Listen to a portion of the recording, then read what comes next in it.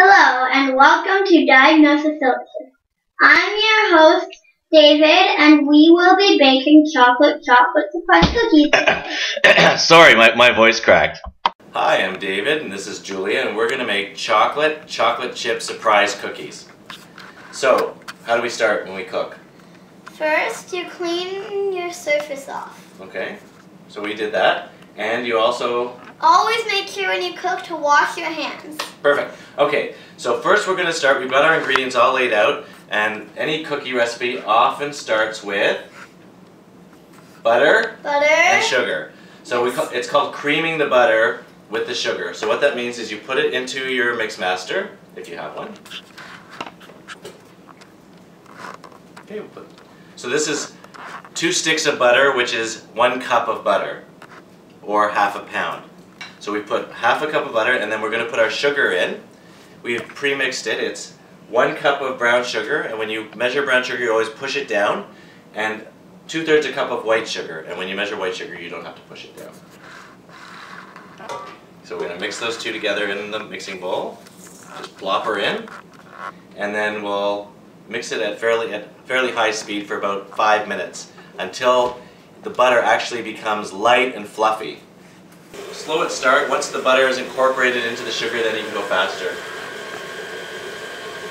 We should also mention that all the ingredients that are refrigerated are allowed to be brought to room temperature, so that in a pinch you can cook with cold butter, but it's much easier if the butter is at room temperature. Okay, while that's happening, let's get our dry ingredients ready. Okay, so in this bowl we measured 2 1/4 cups of all-purpose flour. And we're going to add to it some baking soda. Always be careful when you're using baking powder and baking soda which one it is, because they're different. This recipe calls for baking soda, and a teaspoon of salt. So we're going to put the salt in, and then we'll measure a teaspoon of baking soda.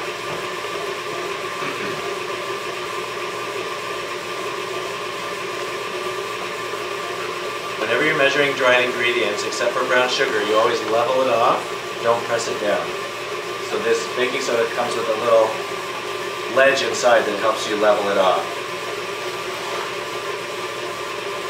Perfect. Okay, so that goes in, and then Julia is going to mix that all together very well.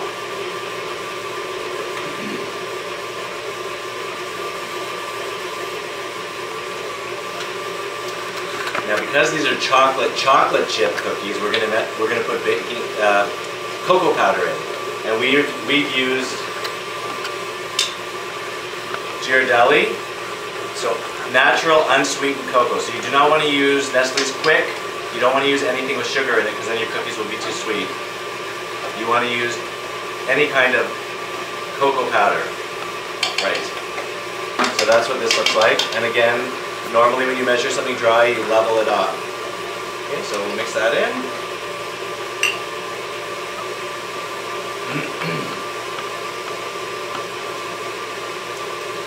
Now once the sugar and butter have become fluffy and light in color, we're going to add 2 eggs and a teaspoon of vanilla extract. The other thing that no, it's still going. The other thing that we didn't mention that we're going to add to the dry ingredients is 2 tablespoons, and this is totally optional, we just happen to have it, of almond flour. So that's basically very finely ground almonds. If you're allergic to nuts, don't add it, it's not going to matter, but it just adds a certain richness to the cookie. So that's, actually we'll add 3 tablespoons. There we go. Okay, smells good. Now let's check on our butter. Should we show everybody what it looks like? Okay. See how the color has changed to it's very fluffy and it's a very light color. So that's what it means when you've creamed the sugar with the butter. Now we'll add, if you're not using brown sugar, it won't be this color. Correct. Okay, 2 eggs. So Julia's just going to crack 2 eggs in there, and then we'll mix them well and add the vanilla.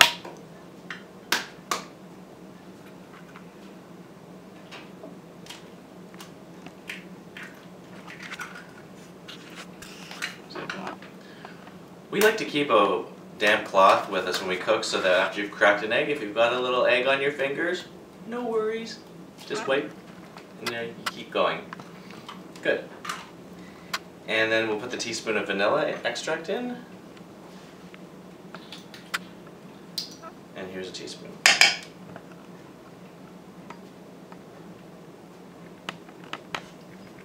If you spill a little bit, don't worry. Cooking gets messy. Okay. Now let's get that mixed all together.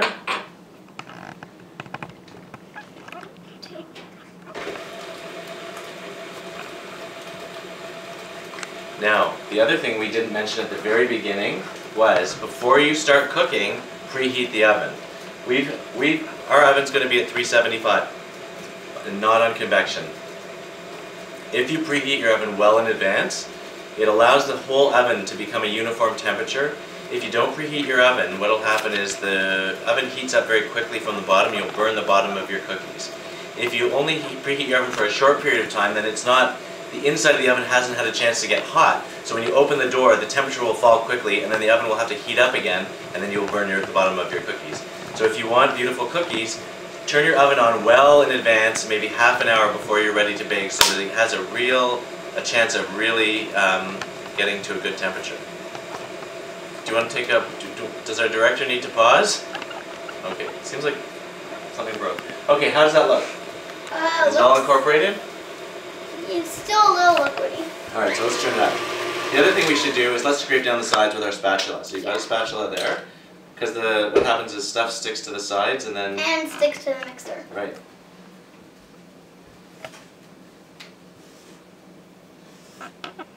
Are you going to be able to edit out any of this? Or should I say, ruh-roh. So now you are wondering what the surprise is in our chocolate chip cookies, aren't you? Not yet, you'll see. Okay, while Julia's scraping that, I'm going to tell you guys about how our pans are prepared. So you can have these are called cookie sheets or baking sheets. You can have the ugliest looking, these are 5 years old, they've been used a lot. Then you can take, this is parchment paper. It's not wax paper, it's parchment paper, and it's basically a kind of cooking paper that allows you to put things on a pan and not have it stick. It's not mandatory. You can grease the pan if you want. The other thing you can use is a Silpat pad, which is a silicone pad. That works very well as well. We're using parchment paper today. So we've got 2 prepared pans with parchment paper. Okay, that's good. Why don't you get that going then to get it all mixed up, and then we'll add the dry ingredients to it and we'll be ready to go.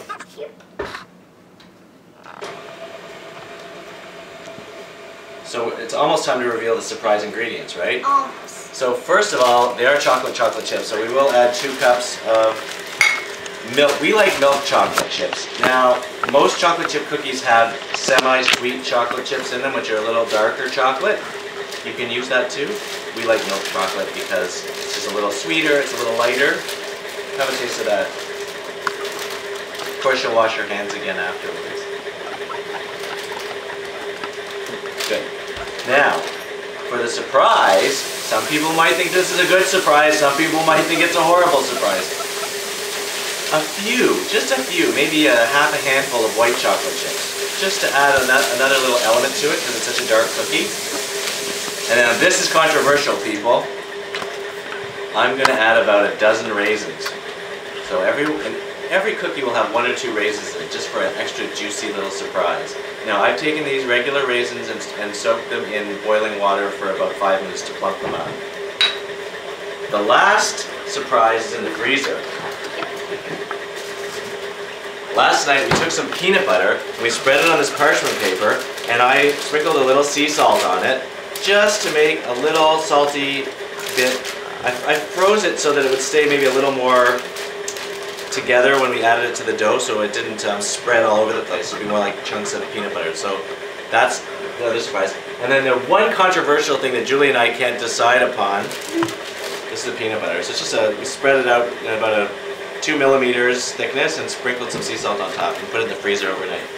I want to put a few pretzels in, broken up pretzels to add some crunch. Julia doesn't want to, so we're going to divide the dough in half and have half with pretzels and half without, and we're going to see how that works. Okay, how does this look? Is it ready to add the dry ingredients? Yes. So when you add the dry ingredients, you turn the mixer down to slow, and then you just slowly tip in the dry ingredients. You don't want to over mix them, but you want it to incorporate well. All right, ready to add that in?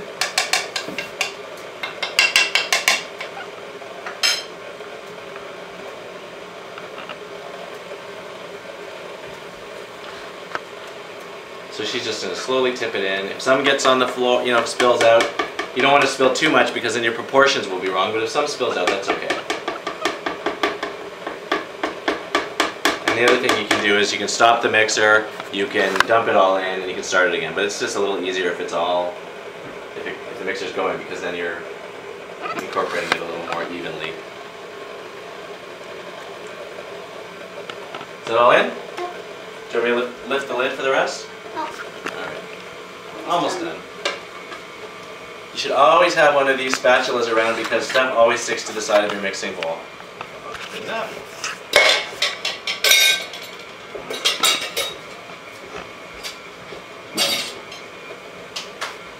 Okay, how's it look? Is it all mixed together? Okay, stop the mixer and we'll add our secret ingredients, right? So, 2 cups of chocolate chips. I think that's going to be the whole bag, but we can measure it just to be sure. There's 1 cup. And 2 cups. Yeah, pretty much the whole bag. Ah! Runaway chocolate chips. Okay. I don't get too excited about being precise. When you bake, you have to be a little bit precise with certain things like baking powder because otherwise you're expecting something to rise. Here, I'm just going to put like 1/4 cup of white chocolate chips. White chocolate's very controversial. Some people really don't like it, but this is just for a little color and a little extra sweetness. And then of course the raisins we're going to put in, which is very controversial because some people really don't like raisins, but you know, too bad.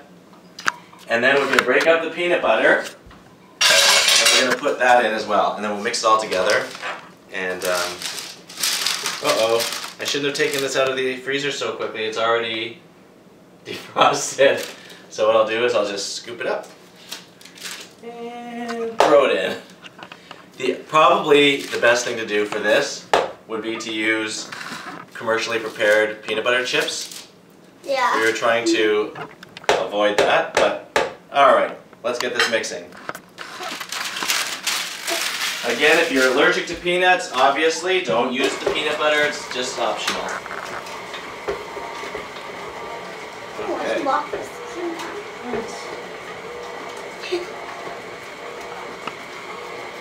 Now, what we're going to do is we're going to refrigerate the dough for about ½ an hour before we make the cookies so that the dough has a chance to harden up. So we'll come back in ½ an hour with this cookie dough and get ready to make the cookies.